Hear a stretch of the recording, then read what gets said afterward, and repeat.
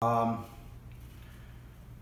Jack Linehan, he was the instructor of my instructor, Jay Toomey, for a while when he was, Tony Pinnell also taught Jay in New York at a small corps. And these guys were pounders. If you listen to Frank Fancher on his records, he pounds very hard. These guys are war drummers.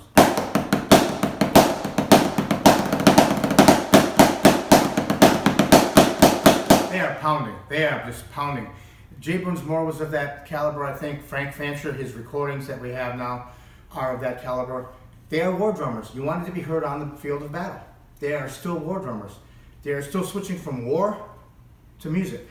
That hasn't, the fife and drum corps people did this in the 1930s with Earl Sturtz. He was basically the one that changed that.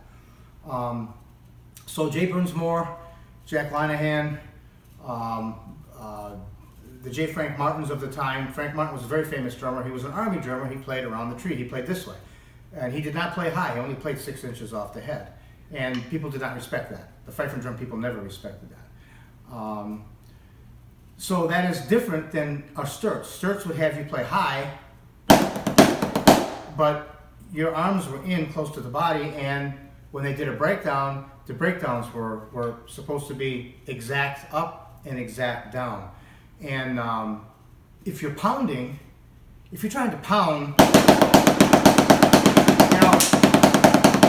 it just is very hard on you physically to sit there and pound through a double stroke roll. And that's why J. Frank Martin, when the Ripperger brothers had gone to Connecticut to learn the Sturtz style, J. Frank Martin said, hey, wait a minute.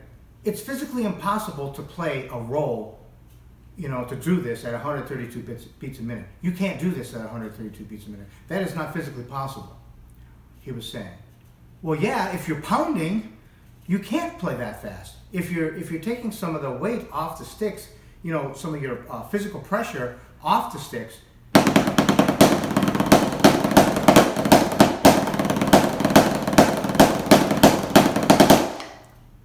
there's no problem. You can play 132, 152, 182. You can really play fast. That's not what they were doing. They were pounding because they were trying to stay with the Civil War element of field battle, field drumming, actual field drumming, where men were in battle. Well, Sturtz didn't do that. And the fife and drum people took that branch. They took the Sturtz branch. And this branch died out. Now you get to Moeller. Moeller was a pounder too.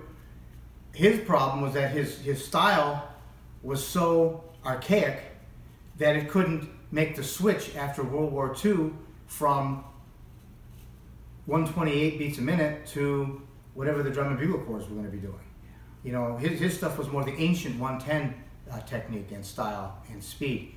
It wasn't going to make the transition, and it didn't. It died. It died immediately after World War II. The Sons of Liberty instructors, when they taught Blessed Sacrament Golden Knights, that was it. Winning drums in 1954 by 1.5 points just blew everybody off the field. That was the end of Moeller technique, the pounding war. Moeller's technique on the right hand, he says to grab by the pinky. That is a sword fighting technique of 200. That is a Napoleonic era sword fighting technique. So you're going to play a drum in the 1930s and 40s against Sturtz with a sword fighting technique? You're going to try that? You're going to get bounced. That's why they did not want Gus at the rehearsals of Charles T. Kirk. That's why he never played with them. He was never asked to judge in the fife and drum corps realm. They didn't want him. They didn't want that technique, that old war technique. They were not using Burns Moore. The Burns Moore stuff was pounding. They didn't think that Burns Moore did his breakdowns correctly. I was told that by some of the guys that competed at that time. They didn't like the way that they did them. And so now with Sturtz, you had kind of a scientific way of doing things. You had more of a way forward technically, and the judging community kind of came into that Sturtz realm. Not only in fife and drum, but when they started to teach the drum and bugle corps, it all came together for everybody. I have never marched in a fife and drum corps.